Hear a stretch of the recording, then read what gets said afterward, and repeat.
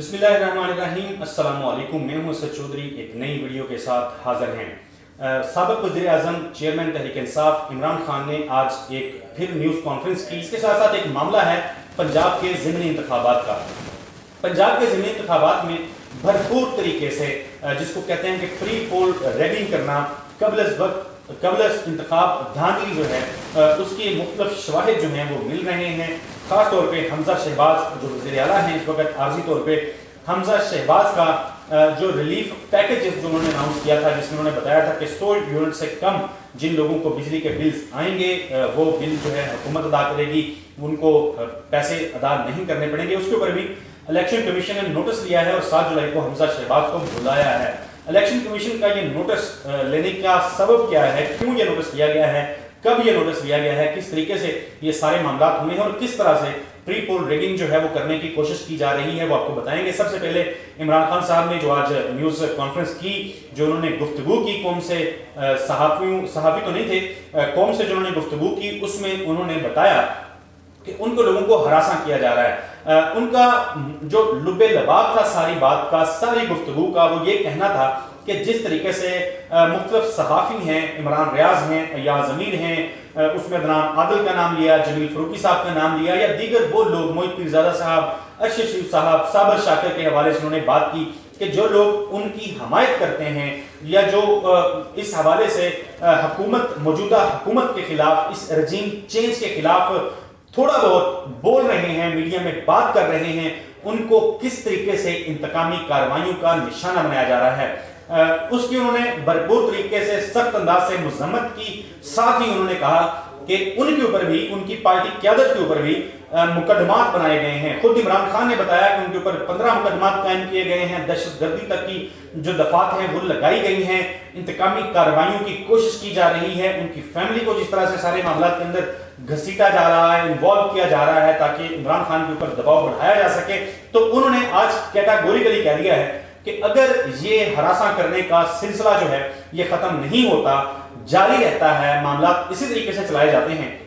तो फिर वो कहते हैं कि मैं बताऊंगा लोगों को, कौम को बताना पड़ेगा, मजबूर हो जाऊंगा कि मैं बताऊं कौन लोग हैं इस सारे रजीम चेंज के पीछे, ये जो साजिश हुई इसके पीछे असल किरदार कौन से हैं, किन लोगों ने ये साजिश जो है ये की, किन लोगों ने ये साजिश तैयार की और किस तरीके से इस साजिश को अपने अंजाम तक पहुंचाया। यानी उन्होंने ताकतवर हल्के जो हैं उनका नाम लिए बगैर आज खुल के वाज़ेह तौर पे वो आए और उन्होंने आके इस हवाले से गुफ्तगू की है। उन्होंने कहा कि मैं अपनी कौम की वजह से चुप हूँ, लोगों की वजह से चुप हूँ, मैं नुकसान नहीं करवाना चाहता। तो उनकी गुफ्तगू से लग रहा था जैसे कुछ शख्स बड़ा मजबूर होता है, जैसे वो चाह रहा होता है कुछ बताना, लेकिन सिर्फ इसलिए नहीं बता रहा कि इसके ये बताने के बाद हालात जो हैं वो खराब होंगे, बिगड़ेंगे, सूरत हाल खराब होगी, या फिर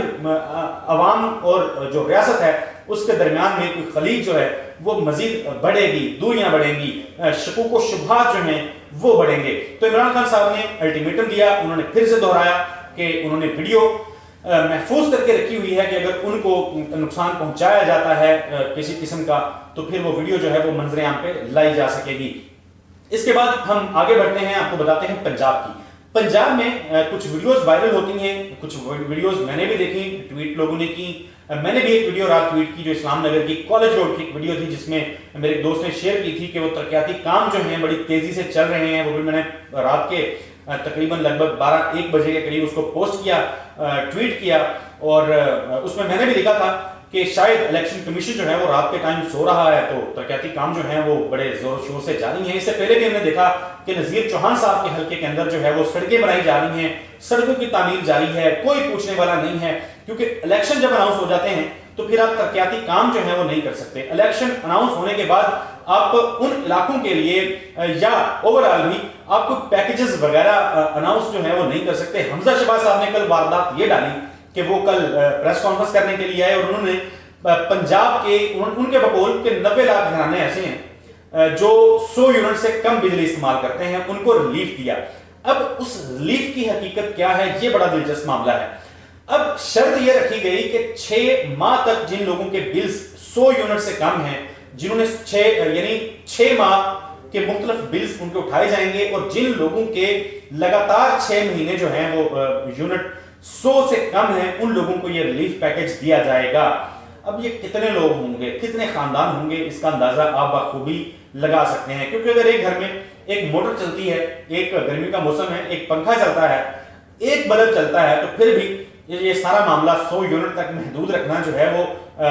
بڑا ناممکن سا نظر آتا ہے۔ تو یہ ریلیف بہرحال انہوں نے اس کا اعلان کیا۔ آج مفتاح اسماعیل صاحب جو ہیں انہوں نے ایک ٹاک شو کے اندر آسمہ شرازی صاحبہ کے پروگرام کے اندر انہوں نے بتایا کہ شاید اب پیٹرولیم مصنوعات کی جو قیمتیں ہیں وہ 40 روپے تک اس میں کمی کا امکان ہے، اندیا انہوں نے دیا ہے کہ یہ کمی ہو سکتی ہے۔ یہاں قابل غور بات یہ ہے کہ عالمی مارکیٹ جو ہے، عالمی مارکیٹ کے اندر پیٹرولیم پرائسز نیچے آ رہی ہیں، تیزی سے نیچے کی طرف آ رہی ہیں، یعنی $130 فی بیرل پہ قیمتیں تھی جب عمران خان صاحب اقتدار میں تھے، اور اس وقت پیٹرول ہمیں 149 140 150 یہاں پہ اویلیبل تھا پر لیٹر، اور پھر جس طریقے سے پیٹرولیم مصنوعات کی قیمتیں بڑھائی گئی جبکہ عالمی مارکیٹ کے اندر جو قیمتیں ہیں یہ کم ہو رہی تھی۔ اب حکومت IMF کے ساتھ یہ معاہدہ کر کے آئی ہے، گفتگو کر کے آئی ہے، چیزیں فائنل کر کے آئی ہے کہ ہم پیٹرولیم لیوی جو ہے اس کو 50 روپے تک لے کے جائیں گے۔ 40 روپے فی لیٹر کمی کا انہوں نے اناؤنس کیا ہے، اندیا دیا ہے، اناؤنس نہیں کیا، اندیا دیا ہے کہ ہم امید ظاہر کی ہے کہ یہ کم ہوگا۔ ہو سکتا ہے یہ بھی الیکشن جیتنے کا ہی کوئی بہانہ ہو، الیکشن جیتنے کی ہی کوئی واردات ڈالنے کی انہوں نے کوشش کی ہو کہ لوگوں کو ذرا ریلیف کا سنا دیا جائے، کیونکہ لوگ بڑے تنگ ہیں۔ خاص طور پہ ہم نے دیکھا آج لیا چوک اعظم میں جو لالا طاہر رندھاوا تھے، پاکستان تحریک انصاف کے رکن پنجاب اسمبلی تھے، منحرف ہوئے، انہوں نے اپنا ووٹ بیچا، وہ تحریک انصاف میں شامل ہوئے تھے، پھر وہ ظاہر ہے ووٹ بیچنے کے بعد اب نون لیگ کے ٹکٹ پہ وہ لڑ رہے ہیں۔ آج وہ ووٹ مانگنے کے لیے جب عوام میں گئے تو بڑے لوگ مشتعل تھے، لوگوں نے لوٹا لوٹا کے نعرے لگائے۔ سیم یہی معاملہ جو ہے یہ سلمان نعیم صاحب جو زین قریشی کے مد مقابل ہیں ملتان میں، ان کے ساتھ دیکھنے کو آیا۔ پھر اگر مظفر گڑھ کی بات کریں تو مظفر گڑھ میں جو باسط سلطان بخاری ہیں جو نیشنل اسمبلی کے رکن ہیں، ان کی مسز ہیں، وہ الیکشن کنٹیسٹ کر رہی ہیں پنجاب کا صوبائی اسمبلی کا۔ تو اب باسط سلطان بخاری عوام میں جا کے لوگوں کو بدھو جس طریقے سے بنا رہے ہیں، جس شرمناک طریقے سے، یعنی وہ سمجھتے ہیں کہ شاید کوئی 70 80 90 کی دہائی ہے اس میں وہ جی رہے ہیں، اور جا کے لوگوں کو بتا رہے ہیں کہ میں سید ہوں، آپ کے پاس آیا ہوں، میرے اوپر جو ہے وہ جہنم کی آگ جو ہے وہ حرام ہے، یہ کہہ کے لوگوں سے ووٹ مانگ رہے ہیں۔ نوبت یہاں تک پہنچ چکی ہے۔ بہرحال الیکشن کمیشن جو ہے اس نے اس کا نوٹس دیا ہے، جس سے متعلق کچھ صحافی، میں نے ان کے ٹویٹس پڑھے، وہ لکھ رہے تھے کہ شاید نوٹس اس لیے دیا ہے کیونکہ تحریک انصاف جو ہے اس نے سپریم کورٹ کو خط لکھ دیا ہے، وہ سپریم کورٹ چلی گئی ہے اس معاملے کے اوپر، اور ہو سکتا ہے کہ سپریم کورٹ اس کا نوٹس لے، اس پہ کارروائی کو آگے بڑھائے، تو پھر الیکشن کمیشن کو بلایا جائے گا، اور الیکشن کمیشن کو بلا کے پوچھا جائے گا، سوال کیا جائے گا کہ آپ کیوں سوئے ہوئے تھے، آپ نے کیوں یہ نوٹس نہیں لیا، آپ کی نظر سے یہ کیوں نہیں گزرا۔ اس کے علاوہ اوورال ریاستی مشینری کا جو استعمال ہے ان حلقوں کے اندر، یہ کچھ لوگوں نے یہ بھی رپورٹ کیا، غیر مصدقہ یہ خبر ہے کہ لاہور کے وہ حلقے جہاں پہ انتخاب ہونا ہے، جہاں پہ الیکشن ہونا ہے، ان حلقوں کے اندر لوڈ شیڈنگ جو ہے وہ کم کر دی گئی ہے، بجلی جاتی نہیں ہے، وہاں پہ جاتی بھی ہے تو ایک آدھ گھنٹے کے لیے جاتی ہے، تو ان لوگوں کو ریلیف دیا جا رہا ہے صرف اس لیے کہ نون لیگ وہاں سے ووٹ لے سکے، لیکن مقابلہ